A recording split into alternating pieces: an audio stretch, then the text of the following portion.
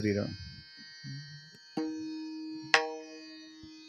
ब्रह्मरस गोडी तयासी फावली, ब्रह्मरस गोडी तयासी फावली, वासना निमाली समूळ जाची, नाही त्या विटाळ अखंड सोवळा,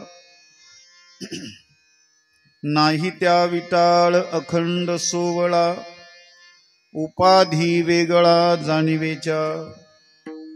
मन हे निश्चळ झाले एके ठाई, मन हे निश्चळ झाले एके ठाई, तया उने काही निज सुखा, नाही त्या विटाळ अखंड सोवळा, उपाधी वेगळा जाणीवेच्या.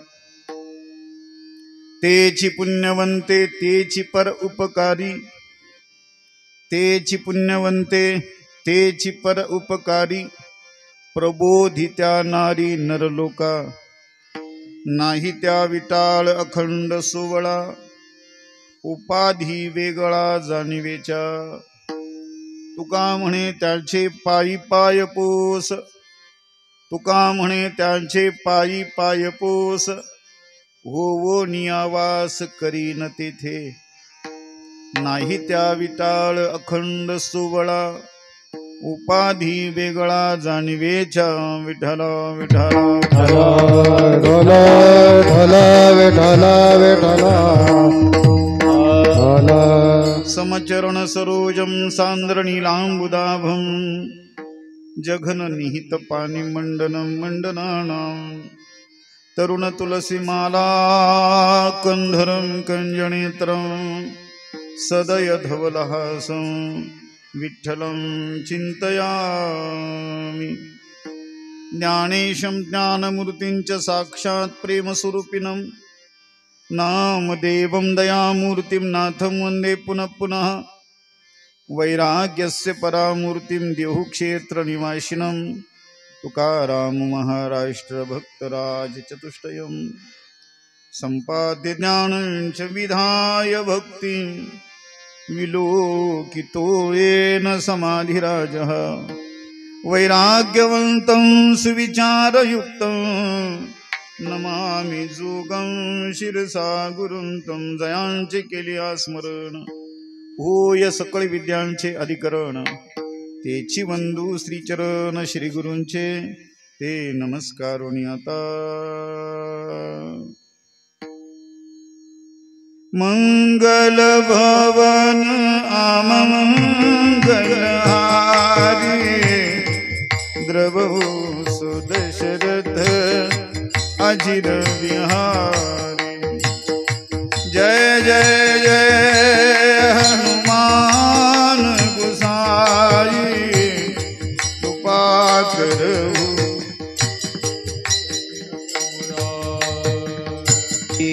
बंदउ गुरु पद पदम परागा, बंदउ गुरु पद पदम परागा.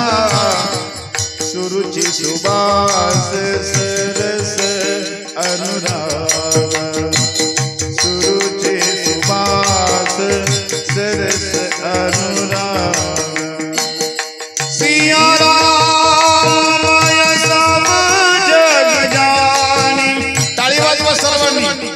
एक टाळी एक आवाज. ओ सिया राम सब जग जानी,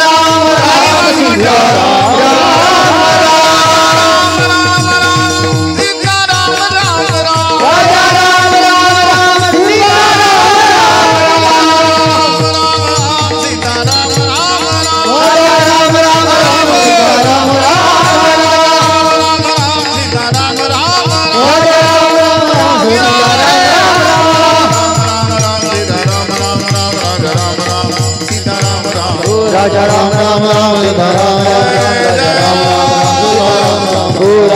राम राम सीता राम राम राम राजा राम राम राम सीता राम राम राजा राम राम राम सीता राम राम राम राजा राम राम राम सीता राम राम राम राम श्री राम जय राम जय जय श्री राम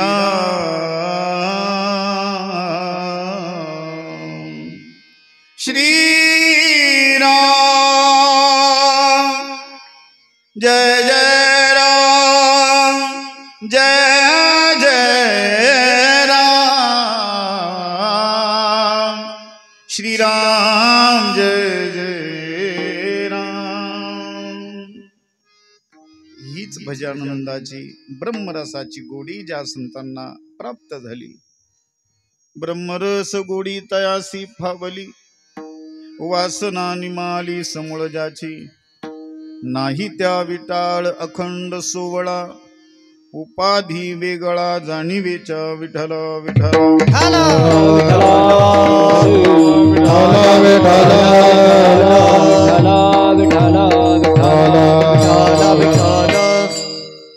श्रीमंत श्री जगद्गुरु तुकोबाराय या अभंगाद्वारे ब्रह्मरसाची गोडी ज्या महात्म्यांना प्राप्त झालेली आहे अशा दिव्य महात्म्यांचं वर्णन या अभंगाद्वारे करतायत।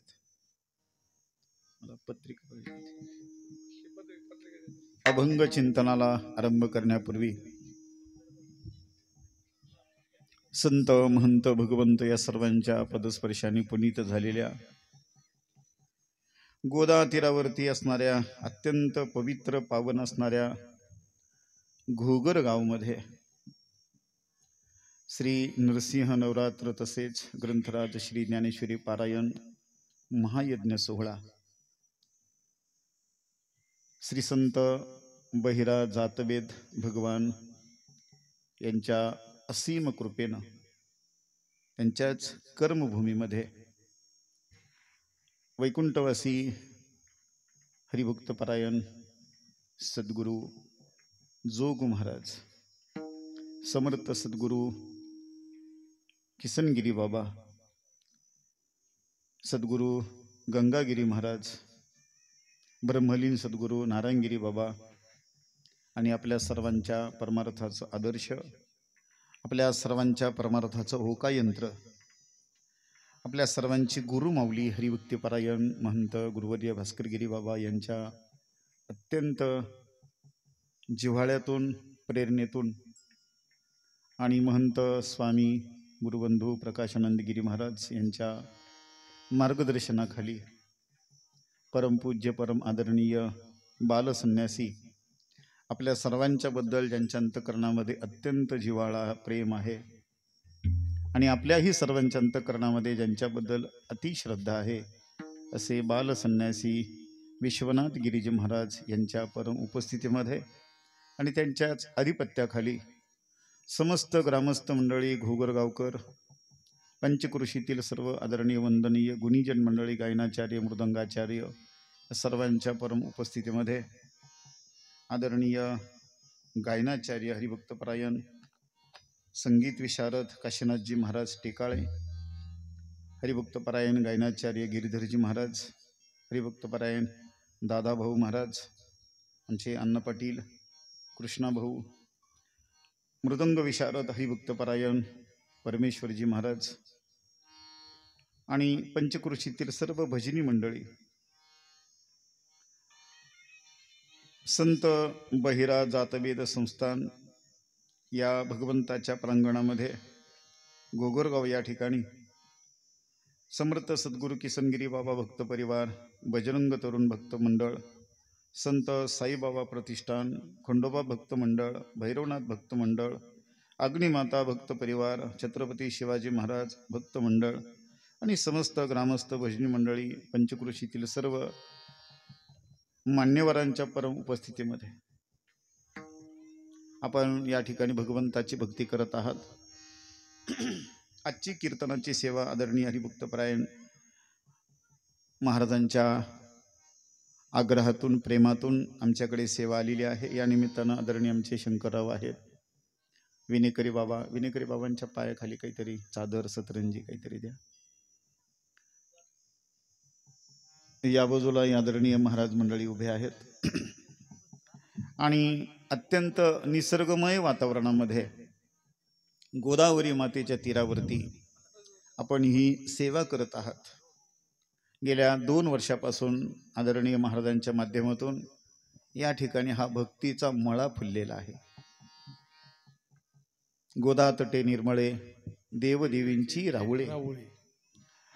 त्र्यंबकेश्वर पासून तर थेट समुद्राला मिळत असताना ही गंगा का पीडित पापताप पोखीत तिरीचे पादप समुद्रा जाय आप गंगेचे जैसे. हे गोदा तीर अत्यंत पवित्र आहे. गौतम ऋषींच्या माध्यमातून ही गंगा आपल्याला प्राप्त झाली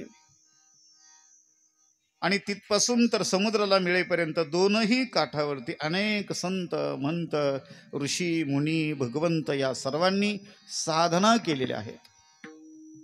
वरच्या बाजूला पाहिलं अगस्ती मुनींचा आश्रम आहे, समोर गंगागिरी बाबा आहे, इकडे किसनगिरी बाबा आहे, राक्षस भुवन आहे. जेवढं आपल्याला माहिती आहे आणि आपल्याला माहीत नाही असे अनेक देवस्थान आहेत. आणि इथे या ठिकाणी भगवान परमात्म्याचं अस्तित्व श्रीमद भागवताच्या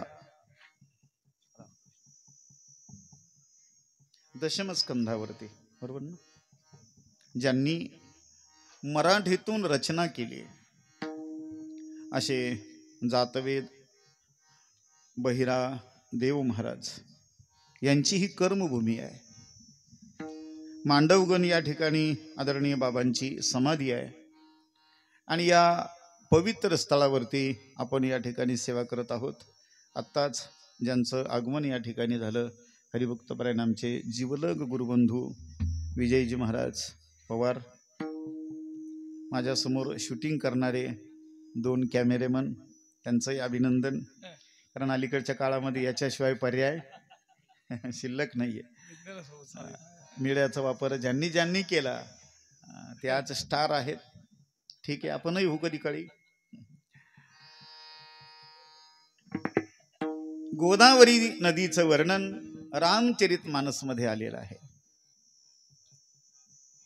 भगवान प्रभू रामचंद्रानं अगस्ती मुनींना विचारलं, मुनी मी राहू कुठे, मला राक्षसांचा वध करायचा आहे. त्या काळामध्ये हे अरण्याच्या स्वरूपाचं होतं.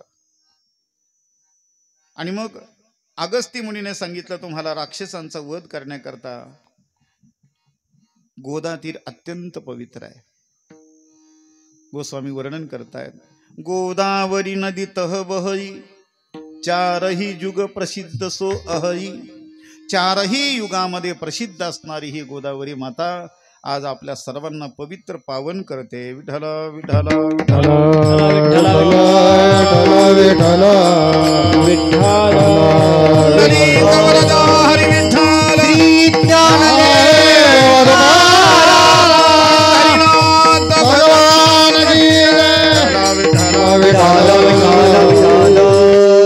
या निमित्तानं संतांचं वर्णन करावं. आपल्या वाणीनं संतांचं वर्णन केल्यानंतर आपली वाणी पवित्र होते. संतांचे उत्सव आपण साजरे करतो याचं महत्वाचं कारण गुरुवारी हरिभक्तपरायण वैकुंठवासी विठ्ठल बाबा घुले ज्यांनी आम्हाला आळंदीमध्ये ज्ञानेश्वरीच्या पाठामध्ये सांगितलं की संतांची पुण्यतिथी, संतांचे उत्सव, संतांचे असे भव्य दिव्य कार्यक्रम जर आपण नाही केलं तर संतांचं काही बिघडत नाही, पण आपलं बिघडल्याशिवाय राहत नाही. आपलं काही बिघडू नये म्हणून हे उत्सव साजरे करायचे. तुका म्हणे गाजे वैकुंठी सोहळा, याही भूमंडळा माझी कीर्ती. संतांचं स्मरण केलं पुण्यवंत व्हावे, घेता सज्जनाचे नावे, घेता सज्जनाचे नावे, घेता सज्जनाचे नावे.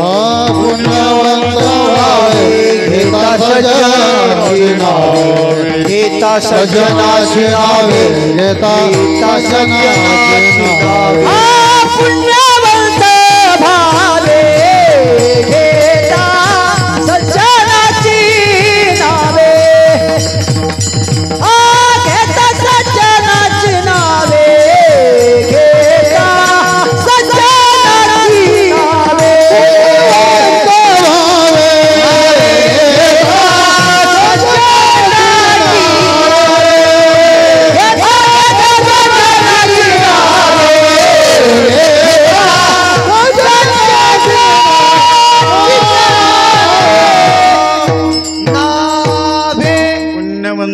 व्हावे, ज्यांना पुण्यवान व्हायचंय त्यानं संतांचं स्मरण करावं. म्हणजे बाबा पुण्य झालंय, पापाचं काय?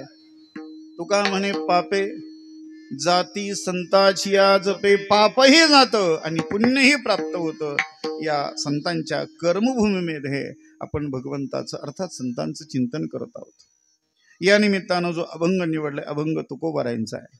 महाराज सांगतायत, ब्रह्मरस गोडी तयासी फावली, वासना निमाली समूळ जाची.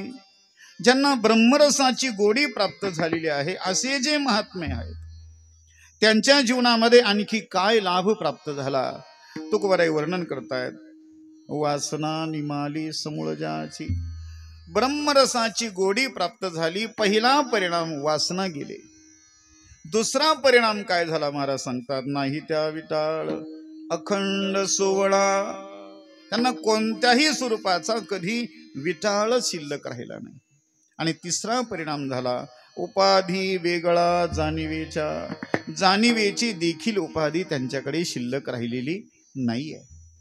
आणखी काय परिणाम झाला तुकोबाराय सांगतात, त्यांचं मन निश्चळ झालंय. मन हे निश्चळ झाले एके ठाई, आणि मन निश्चळ झाल्यामुळे तया उने काही निज सुखा, त्यांना सुखाची कमतरता नाहीये. मग असे सर्व सुख संपन्न असणारे संत या मृत्यू लोकामध्ये काय करतात तुकोबाराय सांगतात, तेची पुण्यवंते तेची पर उपकारी. ते संत पुण्यवान आहेत आणि पुण्यवान संत आपलं पुण्य, आपलं ज्ञान, आपला मोक्ष, आपला आनंद जगाला देतात. प्रबोधित्या नारी नरलोका. आणि तुकोबाराय सांगतात असे जे संत आहेत ना, मी सतत त्यांच्याजवळ राहील.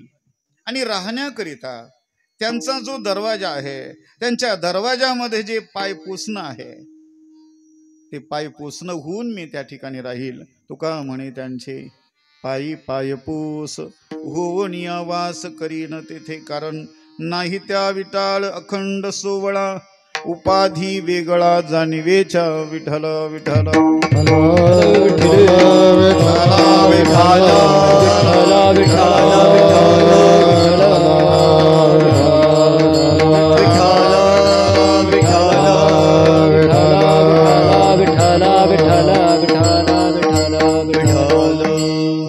अभंगाच्या चारही चरणाचा अर्थ आपल्या समोर ठेवला.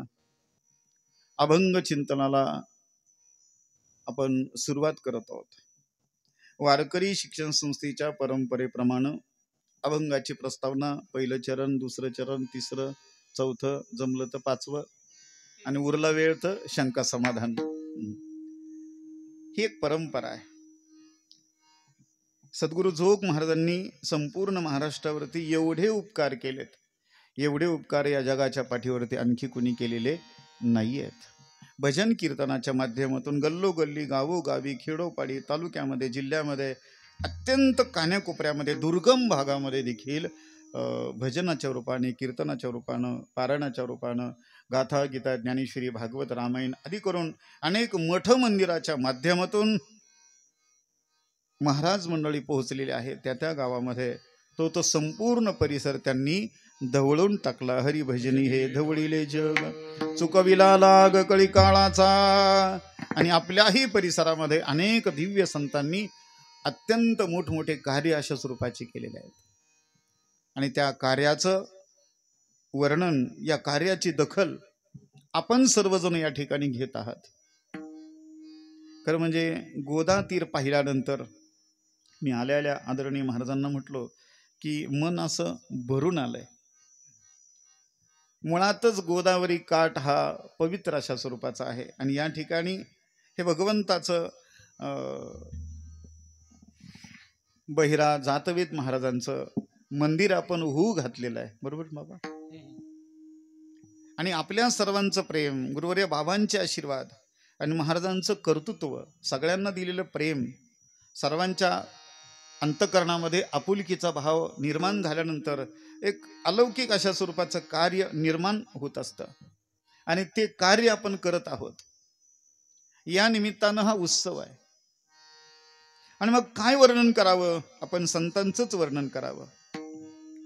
जगद्गुरु तुकोबाराय या अभंगातून ब्रह्मरसाची गोडी प्राप्त झालेल्या महात्म्यांना आणखी काय काय दिव्य लाभ प्राप्त होतात त्याचं चिंतन करतायत. विठ्ठल विठ्ठल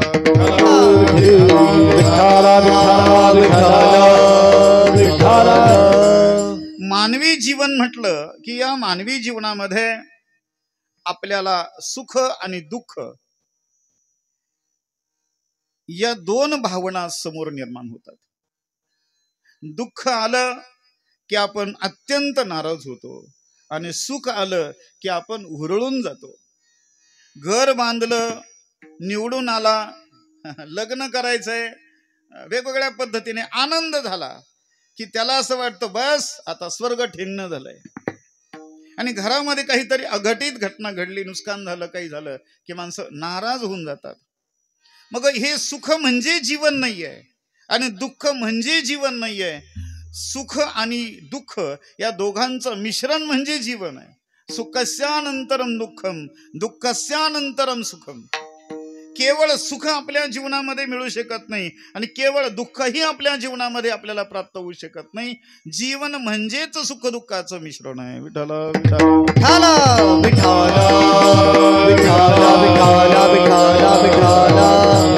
पण आपलं होतंय काय, आपण दुःखाची उपेक्षा करतो आणि सुखाची अपेक्षा करतो. आपल्याला प्रत्येकाला असं वाटतं की आपल्या जवळचं दुःख जावं आणि आपल्याला सुख प्राप्त व्हावं. दुःखात उद्वेजते जंतू, सुखम सर्वाय रुच्यते. मज लागी दुःख व्हावे, ऐशे कोणी भावी ना जीवे.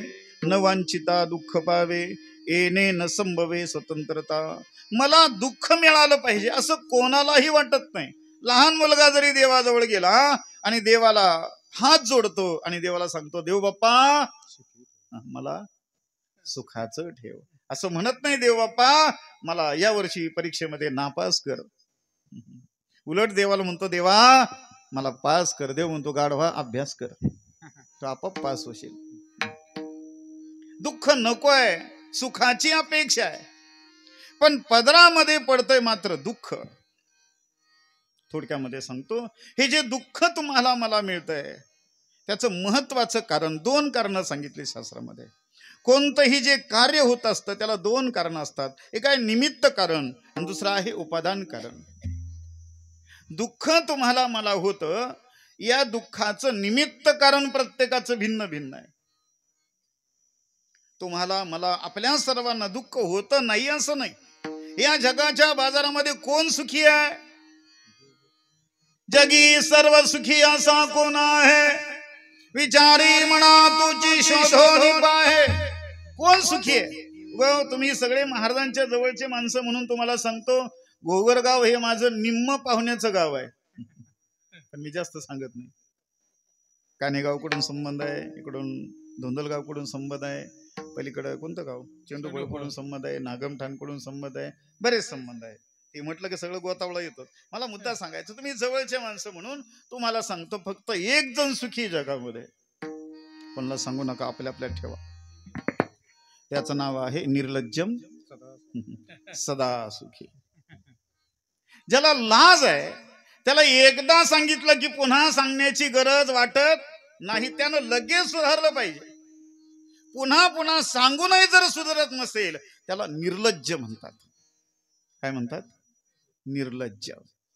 गुरुवर्य नतसिंग बाबा सांगायचे, ऐसिया अवकळा गेपे शरीराचा कंटाळा, ते लाज पय निर्मळा निसुगा गोड. निर्लज्ज माणसाला काहीच नसतं. त्यानं कमरेचं सोडलेलं असतं, डोक्याला गुंडाळलेलं असतं. कोण काय म्हणेल, संप्रदाय काय, पुण्य काय, पाप काय, विवेक काय, नीती काय, अनिती काय, काय धर्म काय, काही माहित नाही त्याला. ज्ञानोबा सांगतात, अंगा मनासी रुची यावे, ए तुलेनी कृत्या नाठवे, करणे याची नावे, भलतेची करी. ते करतात करायचं म्हणून, पण भलत करतात, विधियुक्त करत नाही. अलीकडे भलते करणारे खूप झालेत. परिणाम दुःख पदरामध्ये पडतंय. आपण ज्या वेळेला पापाचरण करू ना, मग काही कोणत्याही पद्धतीचं पापाचरण असेल, दुःख पदरामध्ये पडल्याशिवाय राहत नाही. आणि पुण्याचरण केलं की सुख प्राप्त झाल्याशिवाय राहत नाही. विठ्ठल विठ्ठल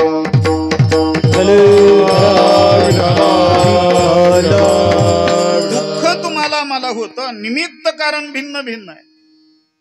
मला ज्या निमित्तानं दुःख होतं त्या कारणानं तुम्हाला दुःख होणार नाही.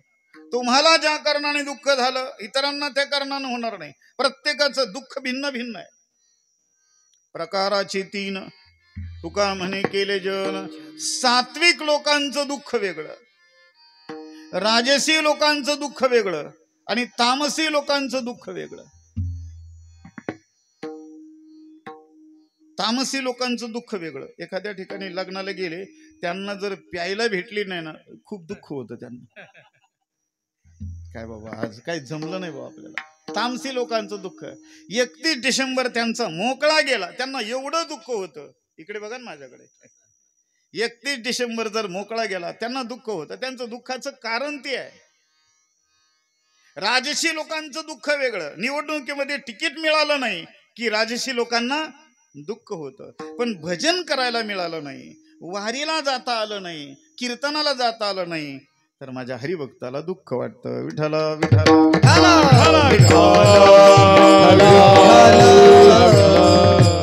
दुःख कशाचं वाटावं हे देखील कळावं. निमित्त कारण प्रत्येकाचं भिन्न आहे. मी विषय वाढवणार नाही. निमित्त कारण जरी वेगवेगळं असलं तरी सगळ्या दुःखाचं उपादान कारण मात्र एक आहे. निमित्त सगळ्यांचे एक असू शकत नाही, कारण प्रांत भेदानं, देश भेदानं, काल भेदानं दुःख प्रत्येकाचं भिन्न आहे. काल परत्वे, देश परत्वे, वस्तू परत्वे. पण निमित्त मात्र कारण मात्र सर्वांचं एक आहे. निमित्त भिन्न आहे. कारण जर या जगामध्ये दुःख होतंय त्याचं एकमेव जर असेल तुकोबाराय सांगतात शरीरा दुःखाचे कोठार. शरीरा दुःखाचे कोठार. शरीरा दुःखाचे भांडार. शरीरा दुर्गारीचे थार. शरीरा दुर्गारीचे अपवित्र शरीराचे शरीर उत्तम जागले.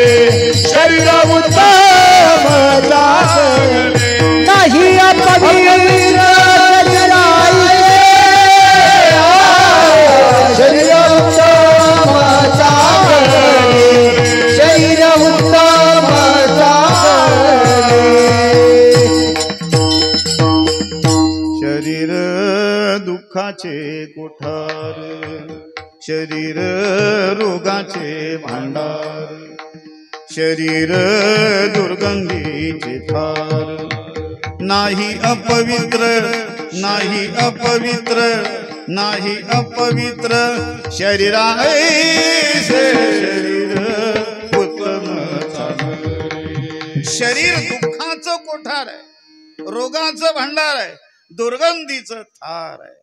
या शरीरासारखं अपवित्र जगामध्ये काही नाही.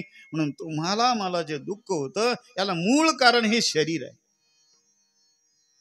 तुकोबारायांनी या नाटाच्या अभंगामध्ये शरीराचं दोनही पद्धतीने वर्णन केलं बाबा. पहिल्या चरणामध्ये म्हणतात शरीर दुःखाचं कोठार, रोगाचं भांडार, आणि दुसऱ्या चरणामध्ये म्हणतात उत्तम चांगले सुखाचे घोसले. शरीरे साध्य होय केले, शरीरे साधले. पुन्हा सांगतात शरीर विटाळाचे आळे.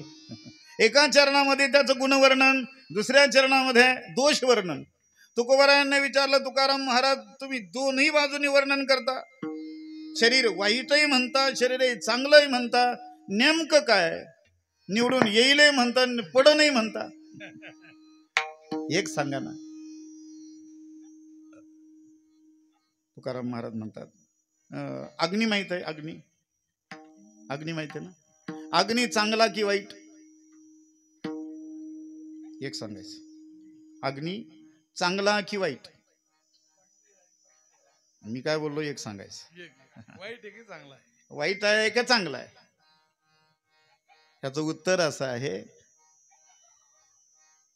अग्नी वापर जो करतो त्याच्यावरती अग्नी वाईट किंवा चांगला अवलंबून आहे.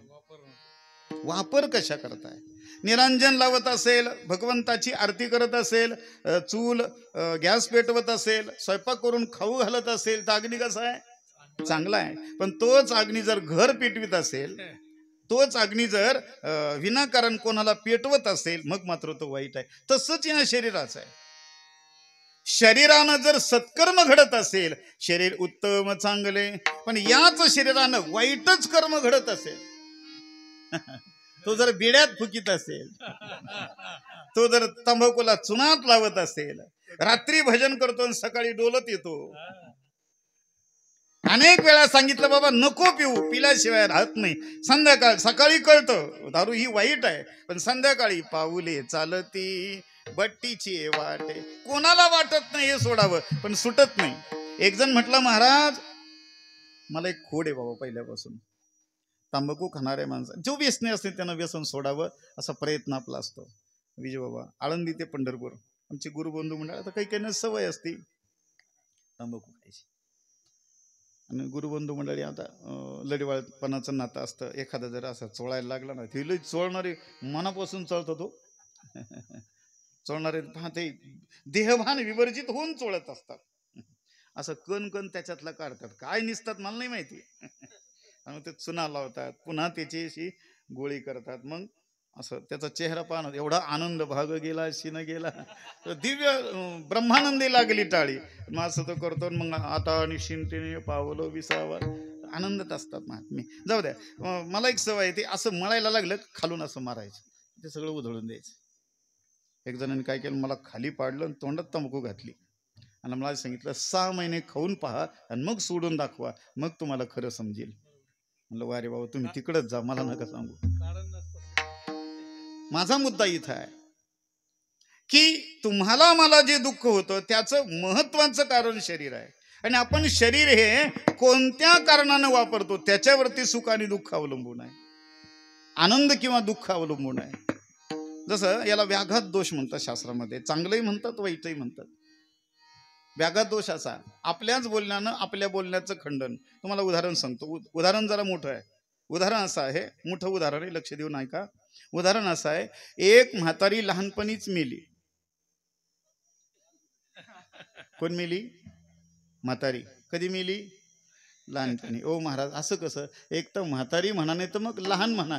लहान ती म्हातारी कशी, म्हातारी ती लहान कशी? तसं शरीर एक तर दुःखदायक म्हणा, नाही तर मग पुण्यदायक म्हणा. तुकोबाऱ्या सांगतात तुम्ही वापर कशावरती करता त्याच्यावर दुःख किंवा सुख अवलंबून आहे. माझा मुद्दा इथं आहे, मूळ या दुःखाला कारण आहे शरीर. बरं, शरीर का मिळालं त्याचं उपादान कारण जर आपण शोधायला गेलो तर त्या शरीराचं उपादान कारण आहे जन्म. जन्म जर झाला नसता तर आपल्याला शरीर मिळालं नसतं, आणि शरीर मिळालं नसतं तर दुःख झालं नसतं. दुःखाचं उपादान कारण आहे शरीर, आणि शरीराचं उपादान कारण आहे जन्म. चला, जन्माचं उपादान कारण काय आहे? नाथ बाबांना विचारलं, नाथ महाराज आम्हाला जो जन्म होतो त्या जन्माचं काय कारण हो? नाथ महाराज सांगतायत, जन्म घेने लागे वासनेच्या संगे, जन्म घेने लागे वासनेच्या संगे, जन्म घेने लागे वासनेच्या संगे, जन्म घेने लागे वासनेच्या संगे, ओ जन्म घेने लागे वासनेच्या संगे, जन्म घेने लागे वासनेच्या संगे, जन्म घेने लागे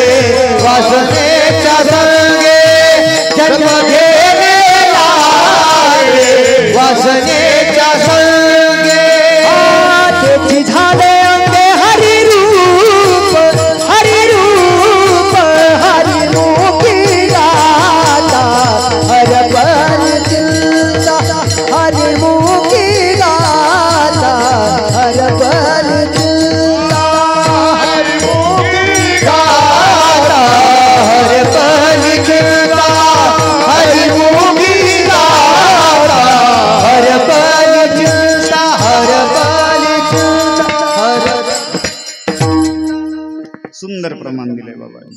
जन्म घेणे लागे वासनेच्या संगे.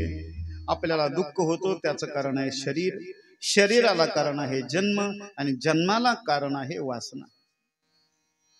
काही ठिकाणी वर्णन आहे पापामुळे आपल्याला शरीर मिळतंय. ज्ञानोबा सांगतात अगा कर्मे जे उडावे. कर्म असेल, पाप असेल, वासना असेल, त्याच्यामुळे शरीर आहे. म्हणून दुःखाला उपादान कारण जर का असेल ती वासना आहे. वासना जर गेली तर दुःखच राहणार नाही. अनेक साधक मंडळी जगद्गुरु तुकोबा यांच्या जवळ गेले. तुकाराम महाराजांना सांगितलं, महाराज तुमच्याच गाथा ग्रंथाच्या आधारानं आम्हाला कळून आलंय आमच्या दुःखाचं उपादान कारण आहे वासना. ही वासना जाण्याचा काहीतरी उपाय सांगा. तुकोबा सांगतात वासना जावीसं वाटतं ना, मग त्याच्याकरता एक काम करा. संत चरणरज लागता सहज वासनेचे बीज जळवणी जाय. संतांच्या चरणरजाचा स्पर्श जरी झाला तर तुमच्या जीवनामध्ये वासना राहणार नाही. लोक हुशार होते, कारण ते श्रीरामपूर नेवासा तालुक्यातले होते. त्याने तुकोबरायांना प्रश्न विचारला, महाराज संतांच्या चरणरजाने वासना जाते असं तुम्ही सांगताय, पहिल्यांदा हे सांगा संतांची वासना गेलेली आहे का? लोक हुशार असतात. गुरुवर्य विठ्ठल बाबा घुले सांगायचे, ज्यांच्या आपल्याला पाया पडायचंय त्यांचे पाय कसे असले पाहिजेत?